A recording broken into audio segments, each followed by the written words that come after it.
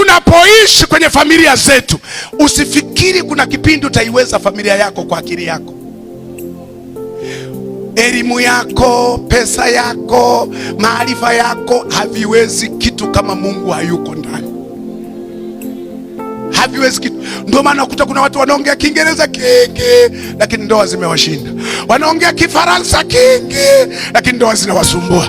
Wana pesa nyingi lakini hawalali nyumbani kwao. Maisha ni ya taabu. Yaani ile mijengo mikubwa nyie mnaitamani tu kwamba ana nyumba kubwa, lakini yeye ametoroka kwenye lile jumba, ameenda kulala kwa kasichana kana nyumba morango, ameweka gunia, kitanda chenyewe kinapiga kelele usiku kucha, lakini anaona bora lale na haka kuna amani kuliko yule mwanamke anayelala naye kwenye magorofa.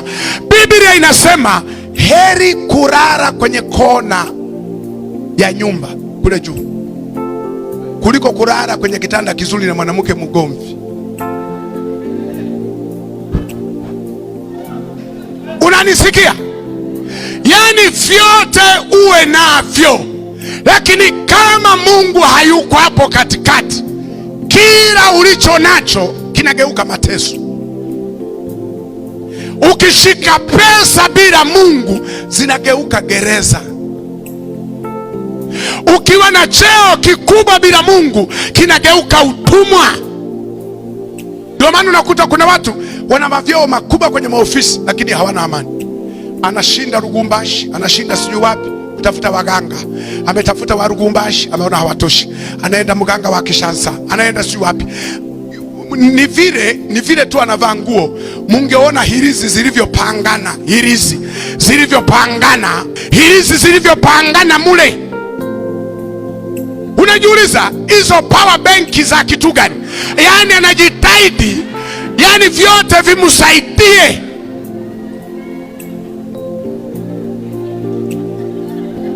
Ndio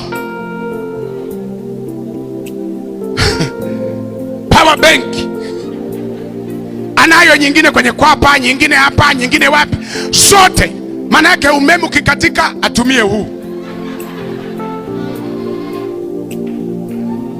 Hana amani.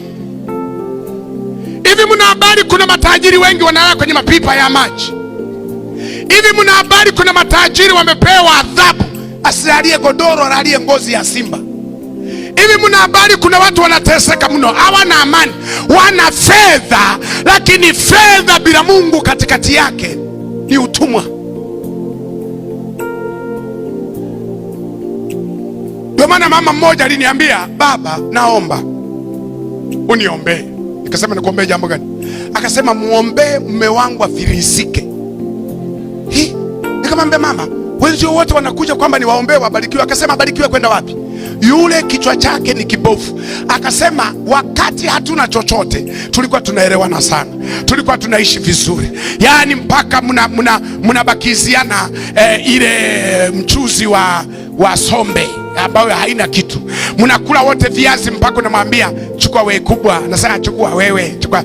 Upendo uko sawa, tulikuwa tunaishi vizuri. Anasema tangu alipofanikiwa, tangu alipopata, nyumbani pamekuwa pa moto, hawezi kutulia. Yaani ukiona ametulia, hela zimeisha. Hela zikipatikana huyo. Anasema mpaka ananiona mimi kama kinyago fulani hivi, mpaka haki zangu zingine sizipati.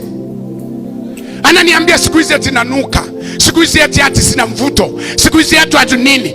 Ametafuta eti kuna watu wanasema hawa ndio taipu yangu.